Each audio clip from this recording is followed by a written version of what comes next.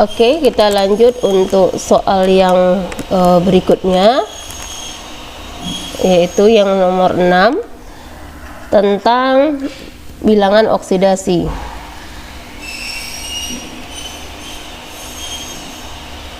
Bilangan oksidasi harus kita ingat ya, yang utama yaitu H di dalam senyawa itu positif 1, O dalam senyawa itu negatif 2. Ini yang umum ya, yang umum sekali. Nah, oke, sekarang kita lihat soalnya. Contoh soalnya, tentukan bilangan oksidasi untuk ya P dalam PO3 min 3 PO4. Oke, coba kita lihat apa beda dari kedua ini. Kalau ini dikatakan ion, sedangkan ini dia netral. Nah, sekarang kita lihat, jika dia yang ini kita cari, maka ini nanti jumlah dari muatannya itu harus sama dengan min 3. Ini sesuai dengan ini ya, angka ini. Sedangkan kalau ini nanti dia sama dengan 0 karena dia netral, tidak ada muatan dari senyawa ionnya. Oke, sekarang kita cari muatan dari ya bilangan oksidasi dari P-nya. Oh, tadi berapa? Min 2, berarti ini kali min 2. 3 kali min 2 min 6. Titik-titik berapa ini? Dikurang min 6, dikurang 6 sama dengan min 3, berarti ini positif 3. Maka ini jawabannya adalah positif 3. Sedangkan yang ini tadi berapa biloks dari O? Min 2. Berarti 4 dikali min 2 min 8. Titik-titik dikurang 8 sama dengan 0. Berarti ini positif 8. Positif 8. Oke. Ya, mudah bukan? Coba lihat bedanya ya. PO3 min 3 di sini dapatnya 3, sedangkan PO4 di sini dapatnya positif 8. Oke. Nah, tergantung dari muatannya ya. Coba ini lagi NO3 min. Kita buat di sini NO3.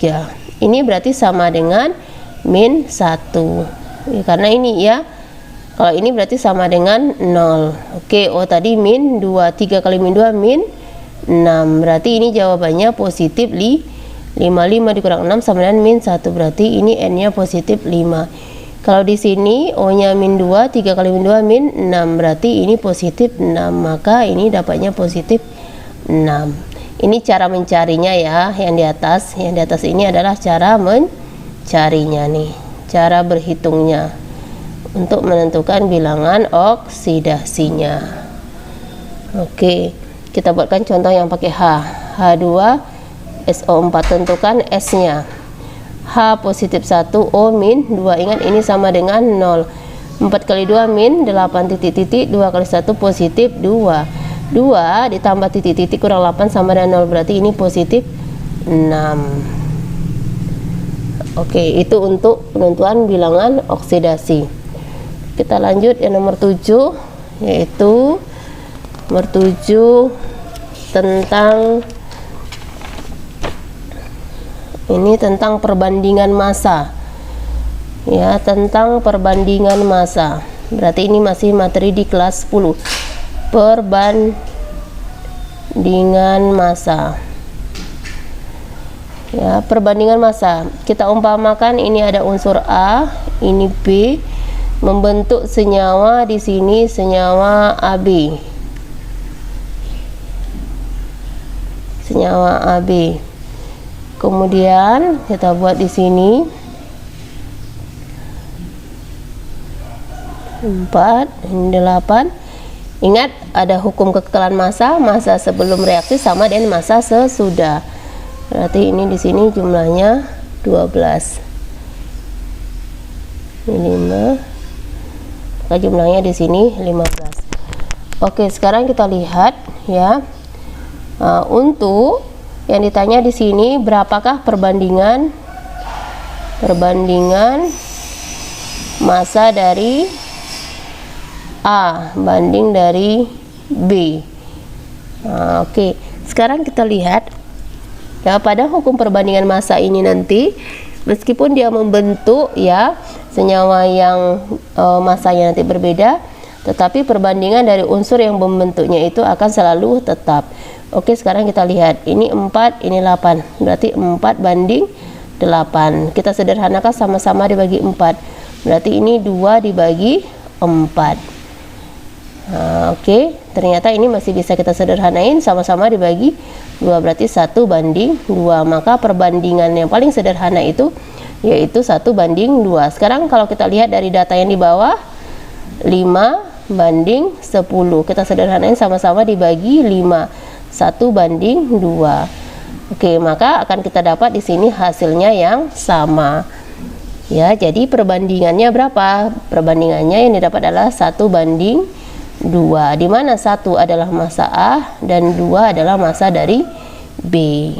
Oke, ini namanya hukum perbandingan tetap. Jadi senyawa dibentuk oleh perbandingan massa unsur-unsurnya yang selalu tetap. Oke. Jadi nanti bisa dicobakan ya, cari di sini angkanya yang paling mudah untuk kita bagi atau kita sederhanakan sehingga didapat nanti perbandingan yang paling sederhana.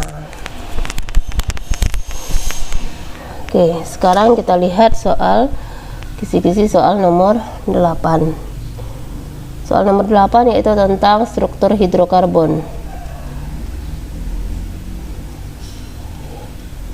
Hidrokarbon yaitu tentang atom C primer, ini saya kasih kode C primer, C sekunder, C tersier, C kuarterner. Ya, C primer, C sekunder, C tersier, C kuarterner. C primer adalah atom C yang terikat dengan satu atom C yang lain. Ini terikat dengan 2 atom C yang lain. Kalau yang ini C-nya terikat kepada 3 atom C yang lain. Sedangkan ini C-nya terikat kepada 4 atom C yang lain. Ya, C lain. Oke, sekarang kita lihat contohnya.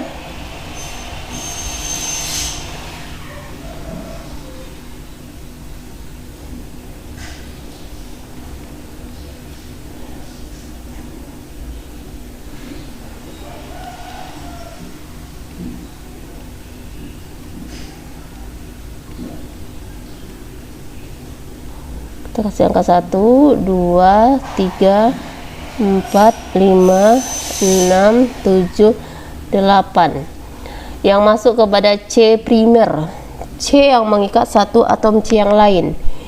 Berarti ini ya, C ini mengikat satu atom C yang lain, berarti nomor 1,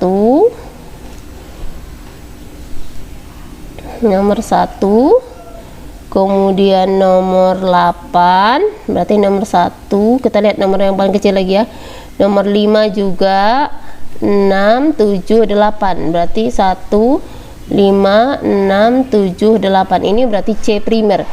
Biasanya C primer ini letaknya ya di paling ujung-ujung.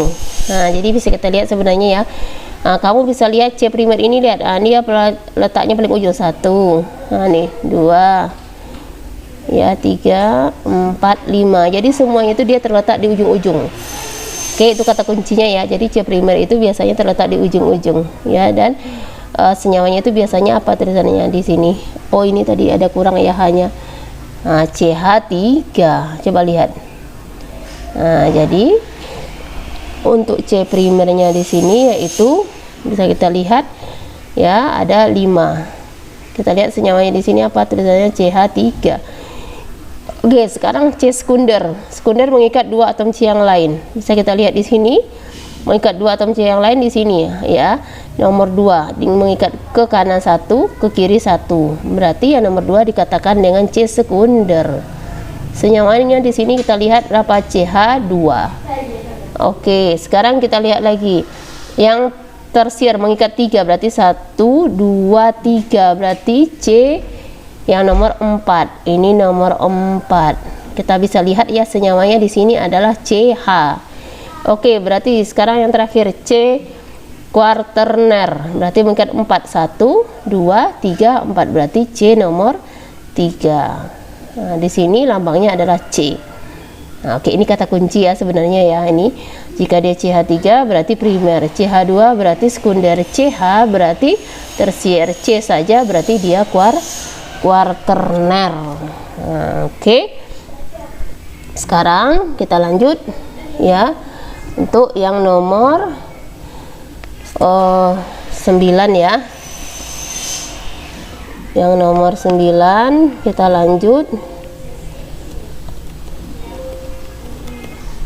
Oke, kita lanjut dulu yang untuk bagian yang nomor 9. Nomor 9 masih di materi kelas 2, yaitu tentang pembakaran bahan bakar ya, jenis bahan bakar. Oke, ini berhubungan dengan jenis bahan bakar. Jenis bahan bakar berhubungan dengan bilangan oktan ya, bilangan oktan. Nah, ini Ananda pasti tahu semua ya, jika bilangan oktannya semakin tinggi ya, bilangan oktannya semakin tinggi, oktan tinggi, maka ini berarti kualitas bahan bakarnya semakin bagus. Bahan bakar bagus ya. Nah, kita kan bisa sering lihat tuh di Pertamina ya, ada di sana bacaannya bilangan oktannya ya. Contoh pertama 90, berarti bilangan oktannya itu 90. Kalau seandainya ada di sana lebih tinggi daripada 90, berarti itu lebih bagus, dan harganya kita juga tahu ya, itu lebih mahal gitu ya. Nah, contoh seandainya kita buat di sini, kita buat bensin berarti sama, kita buat di sini ya bensin, kemudian ada pertalit, kemudian ada pertamak ya. Biasanya bensin itu bilangan oktannya lebih rendah daripada pertalit, kita umpamakan ini 80, kemudian pertalit itu lebih tinggi daripada bensin, contoh 90. Pertamak di sini lebih tinggi daripada pertalit 95, maka harga pertamak ini biasanya lebih mahal ya, dan ini dia akan mempunyai kualitas yang lebih bagus dibandingkan dengan pertalit dan bensin ya. Jadi semakin tinggi bilangan oktannya, dia berarti semakin kualitasnya itu semakin bagus, berarti ini semakin bagus, dan harganya juga di sini biasanya akan lebih mahal ya. Apa sih hubungan bilangan oktan dengan bahan bakar ya? Jika dia bilangan oktannya itu besar, berarti bahan bakar itu kualitasnya bagus. Artinya apa ya? Semakin bagus dia, maka kualitas nanti di dalam sana, ketukan yang terjadi pada mesinnya itu akan semakin kecil atau gesekan istilahnya gitu ya. Nah, jadi kendaraan kita itu akan lebih awet, mesin kita itu akan lebih awet gitu. Oke, kita lanjut yang untuk nomor 10. Nomor 10 ini berhubungan dengan peristiwa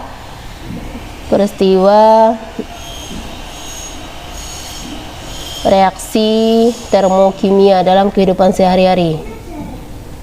Termokimia dalam kehidupan sehari-hari ini dibagi dua, ada reaksi endoterem, kemudian ada reaksi eksoterem ya. Endoterem ini berarti dia istilahnya membutuhkan kalor atau menyerap kalor atau menyerap panas, sedangkan ekso ini dia melepas kalor ya, atau melepas panas ya. Ketika uji percobaan kita tahu kalau dia suhunya semakin turun berarti dia endoterem, kalau suhunya nanti dia naik berarti dia eksoterem. Ini nama suhu ya. Jika suhunya turun endoterem, kemudian jika suhunya naik dia reaksinya adalah eksoterem. Oke, sekarang kita lihat adapun contoh reaksi eksoterem dalam kehidupan sehari-hari. Contoh reaksi eksoterem dan endoterem. Oke, sekarang kita lihat contoh reaksi endoterem.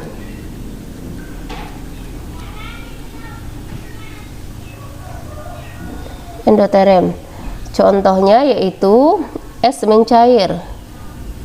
Es mencair ini endoterem ya, karena dia di sini membutuhkan kalor